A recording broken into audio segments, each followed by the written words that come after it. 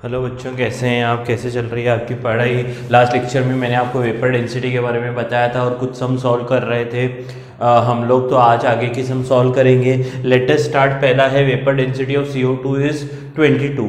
इसका मतलब क्या है? एक्सप्लेन बोला है, तो मैं लिखूंगा दिस मीन्स मॉलिक्यूल, मैंने कल भी बताया था आपको, of CO2 is 22 times heavier than H2 at same temperature and pressure। इसका मतलब अगर दोनों सेम टेम्परेचर और प्रेशर पे हो तो CO2 का एक मॉलिक्यूल H2 के एक मॉलिक्यूल से 22 टाइम्स हैवियर है, 22 टाइम्स। ओके, फिर बोला है atomic mass of Cl is 35.5। What is vapour density? तो वेपर डेंसिटी क्या होता है? Mass of one molecule of substance upon 2।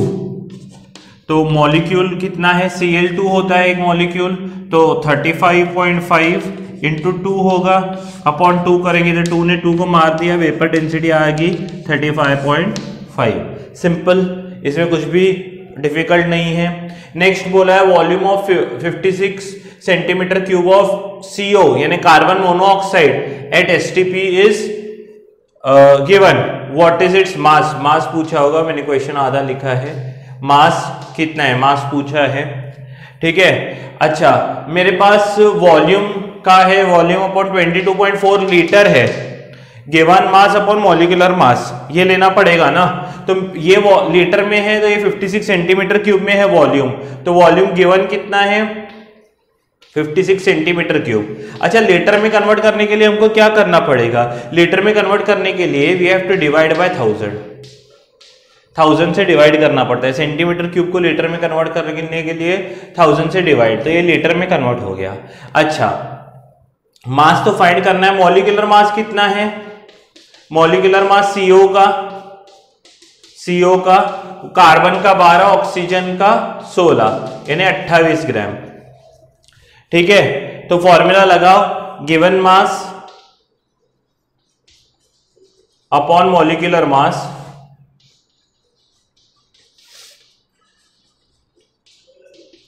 Equal to volume upon 22.4 litre. 22.4 litre. तो गिवन मास क्या है? नहीं दिया हुआ है, तो गिवन मास को मैं ऐसे लिखता हूं, मॉलिक्यूलर मास की जगह 28 आ जाएगा, वॉल्यूम की जगह आ जाएगा 56 अपॉन 1000 इंटू 22.4 नीचे। समझ में आ रहा है? तो 28 ऊपर गया, तो गिवन मास होगा 56 इंटू 28 अपॉन, ये 1000 में से एक जीरो इधर मल्टीप्लाई करता हूं तो ये कितना होगा? 100 इंटू 224। समझ में आ रहा है? अगर आप ध्यान से देखो तो 56 इंटू 4 अगर मैं करता हूं तो 4 6 जा 24, 4 5 जा 22, 24 आ जाता है। तो 56 1 जा 56 4 जा, समझ में आया? और फिर 4 1 जा 4 7 जा, तो 7 अपॉन 100 यानी 0.07 ग्राम, ठीक है। 7 अपॉन 100 0.07 ग्राम ये सम होगा। आप स्क्रीन पॉज करके लिख सकते हैं, तो फिर हम आगे बढ़े।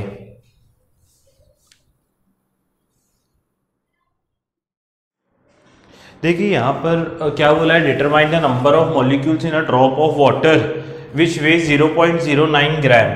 तो 0.09 ग्राम ये क्या है? गिवन मास है। गिवन मास कितना है? 0.09 ग्राम। और मॉलिक्यूलर मास कितना है?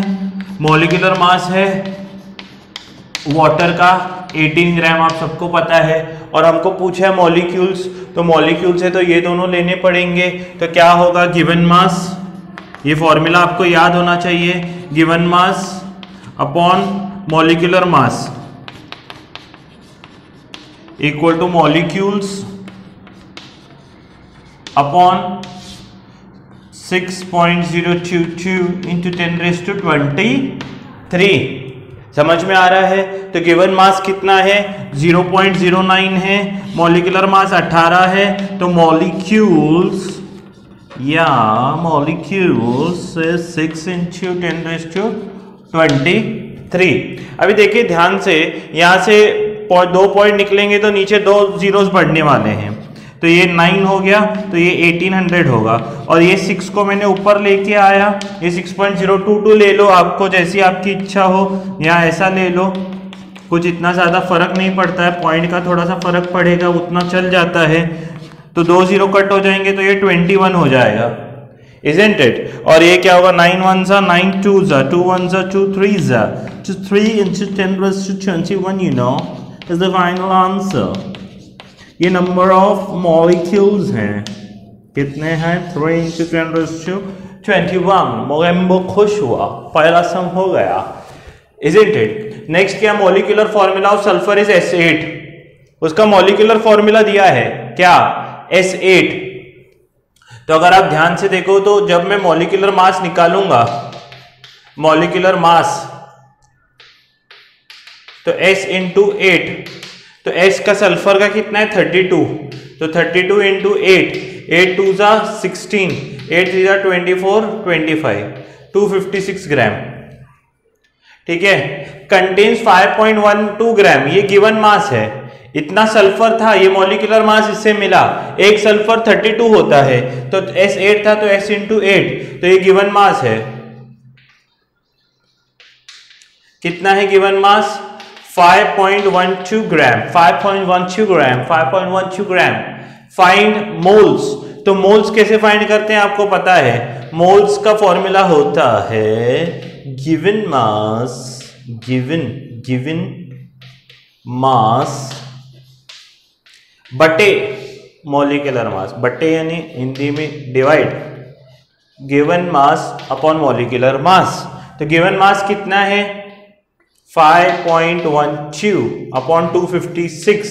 देखिए ऊपर से 2 पॉइंट निकालने के लिए ये क्या होगा? 512 अपॉन 256 इंटू 100, नीचे 2, तो 256 1 जा 256 2 जा, तो 2 अपॉन 100, तो 2 अपॉन 100 का मतलब क्या होगा? 0.02 मोल्स, 0.02 मोल्स होगा। ठीक है, मॉलिक्यूल्स फाइंड करने हो तो मॉलिक्यूल्स के लिए क्या है? Moles equal two molecules upon 6.022 into 10⁻23। समझ में आया? देखिए मोल्स कितने हैं? 0.22 ले लो या 2 अपॉन 100, ये दोनों एक ही तो हैं। समझ में आ रहा है? मैं पर्पस से 2 अपॉन 100 लेता हूं, और ये डिवाइड में है, ये मोल्स थे, ये डिवाइड में तो ऊपर गया, तो ये क्या होगा? 6.022 इंटू 10⁻23 इक्वल टू मॉलिक्यूल्स होंगे। तो आप ध्यान से देखेंगे तो फिर से ये 2 जीरो गए, तो ये 23 का 21 हो जाएगा, isn't it? 2 10s कट हो जाएंगे, 100 यानी क्या? 10 इंटू 10, ये 10⁻21, और ये मल्टीप्लाई करेंगे तो आपको मॉलिक्यूल्स मिलेंगे 12.044 इंटू 10⁻21। ये मॉलिक्यूल्स हैं। ठीक है, तो मोल्स हो गए, मॉलिक्यूल्स हो गए। और क्या पूछा है? एटम्स। देखिए एक मॉलिक्यूल में कितने एटम्स हैं? 8। एक मॉलिक्यूल में कितने एटम्स? कल भी ऐसे सम्स किए हैं। एक मॉलिक्यूल में 8 एटम्स हैं, तो एटम्स निकालने होंगे, तो मैं किससे मल्टीप्लाई करूंगा? 8 इंटू मॉलिक्यूल्स में से 12.044 इंटू 10⁻21, तो 8 4 जा 32, 8 4 जा 32, 35 3, 8 12 जा 96, तो ये 10⁻21 एटम्स होंगे। 95.352 इंटू 10⁻21 एटम्स होंगे। समझ में आ रहा है? तो इस तरह से हम लोग ये सम्स को टैकल कर सकते हैं। आपको क्या है, स्क्रीन पॉज करके लिख लेना है। तो आइए देखिए आगे के sums. Phosphorus weighs 100 gram in a sample, calculate number of moles. तो फॉस्फोरस ब्रैकेट में उन्होंने P4 दिया है। P4 यानी जब मॉलिक्यूलर मास हम निकालेंगे तो मॉलिक्यूलर मास कितना होगा? मॉलिक्यूलर मास होगा P into 4, isn't it? P4। तो P एटॉमिक मास फॉस्फोरस का कितना होता है बच्चों? एटॉमिक मास होता है 31 इंटू 4। ये पता होना चाहिए। 4 1 जा 4, 4 3 जा 12, ठीक है? तो ये 124 ग्राम हो जाएगा, इजंट इट? और हमको क्या फाइंड करना है? Given mass. गिवन मास क्या हो जाएगा? 100 ग्राम। तो हमको क्या फाइंड करना है? Number of moles. तो नंबर ऑफ मोल्स का फॉर्मूला है आपका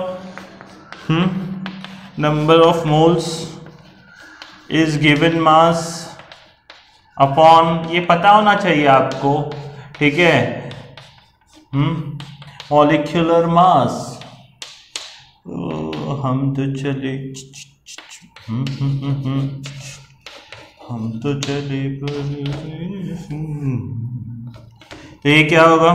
4 25 जा 4 3 जा 4 1 जा, तो 25 अपॉन 31 होगा। तो 31 बाहर, तो 31 बाहर हो जाएगा, 25 अंदर। तो ये क्या हो जाएगा? 0 पॉइंट, तो ये 250 होगा, इजंट इट? तो ये 31 इंटू 8, 8 1 जा 8, 8 3 जा 48।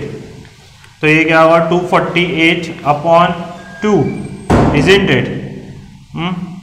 बहुत ही बाहर भयानक तूफान लगा हुआ है। ये रहा पाउसा तुलब दे दो पैसा।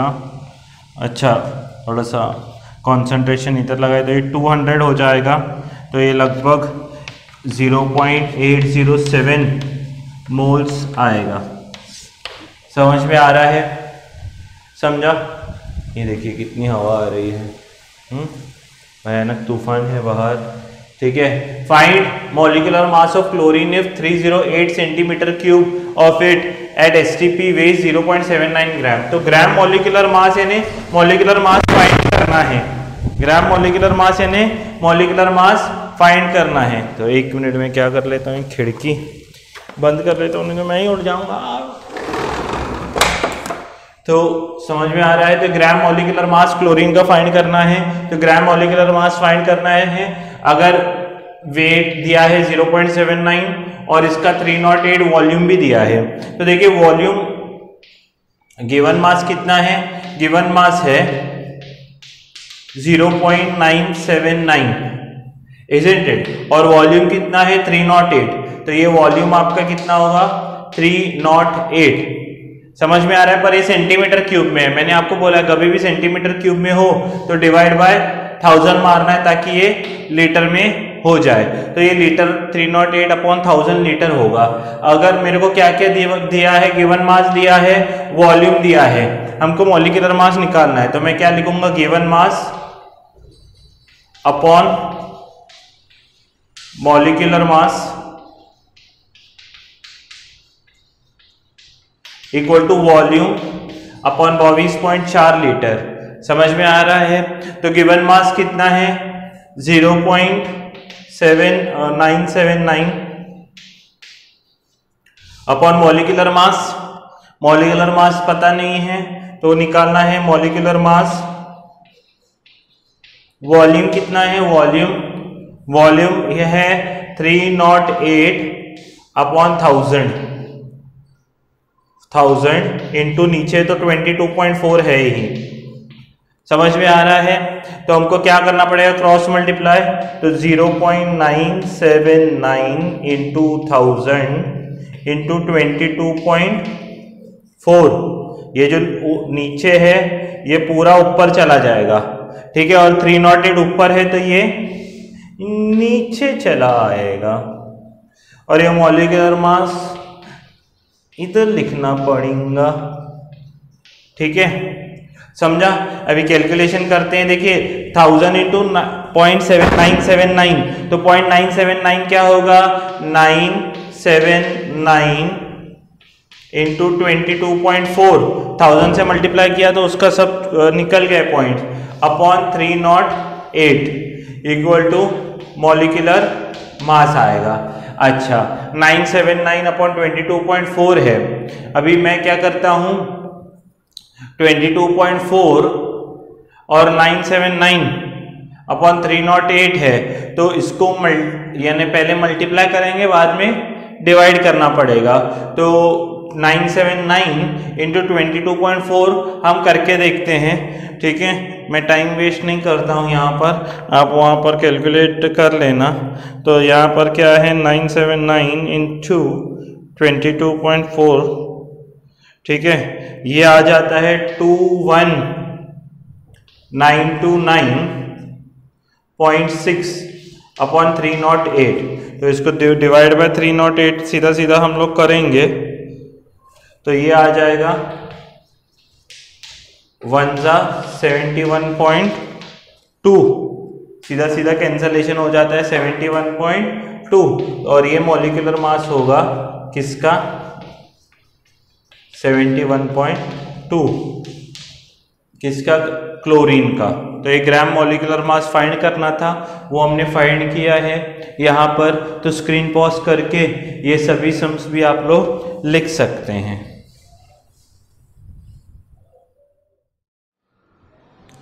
ठीक है, यहाँ पर अगले 2 क्वेश्चन है। Volume of 4 gram of H2 at 4 atmosphere. ये क्या है 4 एटमॉस्फेयर? ये जो पूरा फॉर्मूला है ये कहाँ पर है, ये STP पर है, स्टैंडर्ड टेम्परेचर एंड प्रेशर, यानी 0 डिग्री सेल्सियस पे और 1 एटमॉस्फेयर पे, पर उसने वॉल्यूम पूछा है 4 एटमॉस्फेयर पे। पर वो तो बाद में करेंगे। हमारे पास गिवन मास कितना है, 4 ग्राम। मैंने लिखा गिवन मास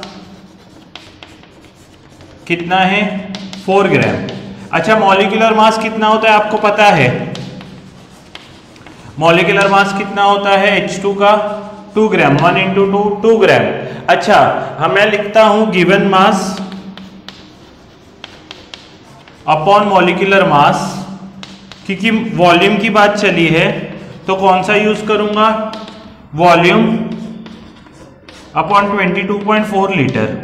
अच्छा, गिवन मास कितना है, 4 upon 2 equal to volume upon 22.4। तो 2 1 जा 2 2 जा, तो ऊपर आएगा। तो volume equal to 2 into 22.4 equal to 44.8 litre, ये वॉल्यूम है। पर ये कब है volume? This is at STP, जब प्रेशर 1 एटमॉस्फेयर है, इजंट इट। ये वॉल्यूम को मैं V1 पकड़ता हूं 44.8, और तब प्रेशर कितना था, प्रेशर था 1 एटमॉस्फेयर। अभी प्रेशर कितना है, 4 एटमॉस्फेयर, और वॉल्यूम कितना होगा वो फाइंड करना है। अच्छा, आपको पता है कि मैं क्या करता हूं, यहां पर थोड़ा सा सम करता हूं। ये क्या होगा, P1 V1 equal to P2 V2। तो P1 हमको पता है कितना है, 1, V1 कितना है 44.8, P2 कितना है 4, V2 फाइंड करना है। तो 4 ये मल्टीप्लाई में है, तो V2 equal to 44.8 upon 4 equal to 22.4, sorry 4 से डिवाइड करना है ना, तो 11.2 लीटर हो जाएगा। समझ में आ रहा है? ये वॉल्यूम V2 का है। Mass of oxygen in 2.24 litre of CO2। अभी CO2 के बारे में बात चली है। अभी 2.24 लीटर ऑफ CO2 है, तो मोल्स निकालूंगा मैं।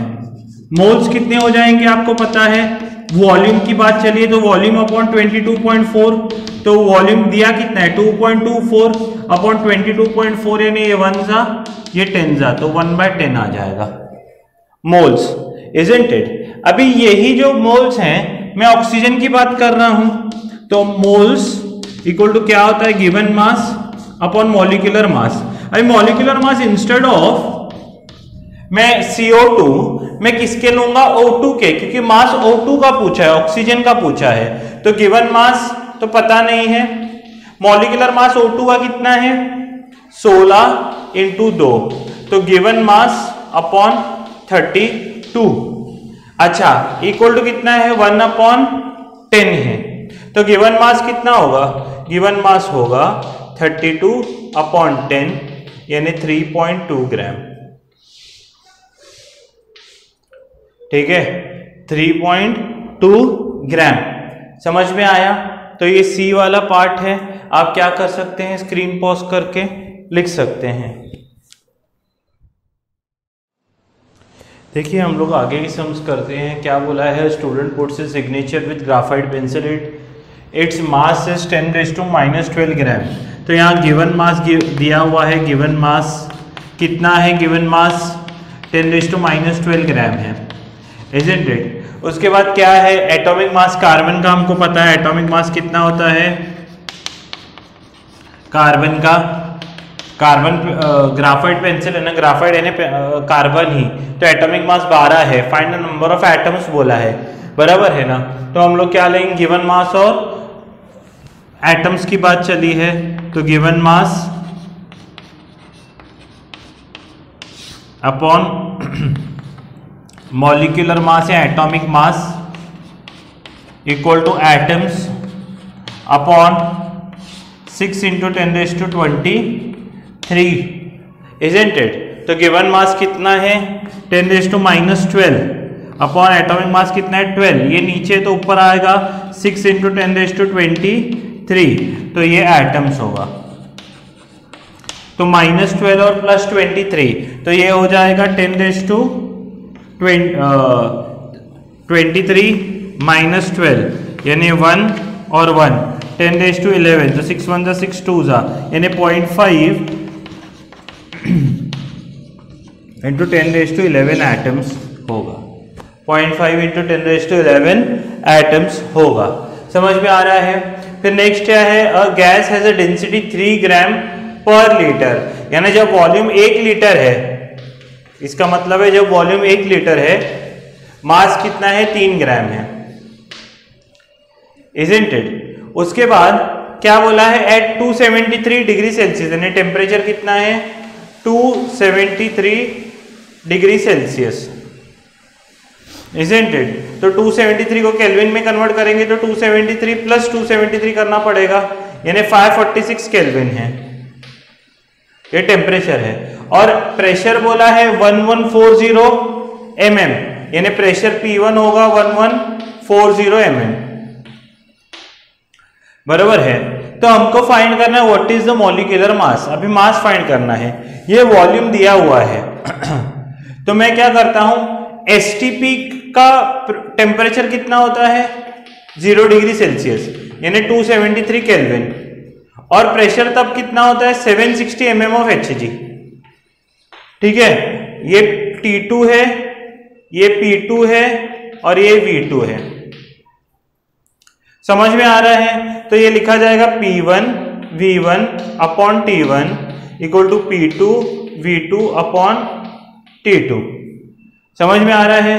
तो P1 कितना है 1140, तो 1140, V1 वॉल्यूम कितना है 1 लीटर है, ठीक है, अपॉन T1 कितना है 546, P2 प्रेशर कितना है 760, वॉल्यूम इस पे कितना है मुझे मालूम नहीं है, पर टेम्परेचर है 273, समझ में आ रहा है। तो वॉल्यूम फाइंड करना होगा, तो इसको ऊपर लेके जाएंगे तो 1140 इंटू 273 ऊपर चला गया upon 546 into 760 equal to V2, समझ में आ रहा है। तो 0 ने 0 को मार दिया, 273 1 जा 273 2 जा, समझ में आ रहा है।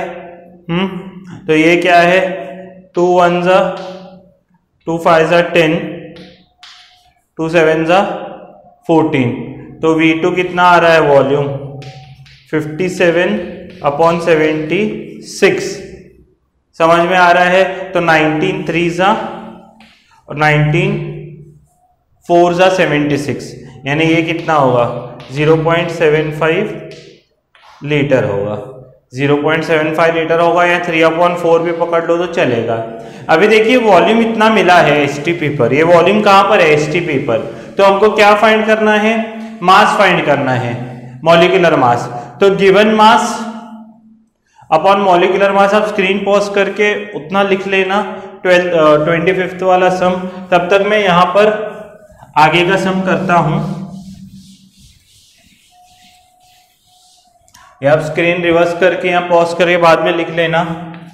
तो given mass upon molecular mass equal to volume upon 22.4 litre.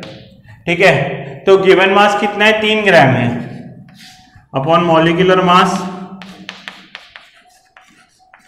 Volume कितना है 0.75, तो 3/4 इंटू 22.4 लीटर। 3/4 भी ले सकते हैं वॉल्यूम। यानी मैंने क्या किया, यहां पर जो 1 लीटर है उसको पहले मैंने एसटीपी पे कन्वर्ट किया। समझ में आ रहा है? तो ये 3 इंटू 4 इंटू 22.4 अपॉन मल्टी 3 है, तो 3 नीचे आया, तो ये मॉलिक्यूलर मास होगा। तो 3 ने 3 को मार दिया, तो मॉलिक्यूलर मास क्या होगा, 4 4 = 16, 4 2 = 8, 9, 4 2 = 8, तो 89.6 ग्राम मॉलिक्यूलर मास आने वाला है। समझ में आया?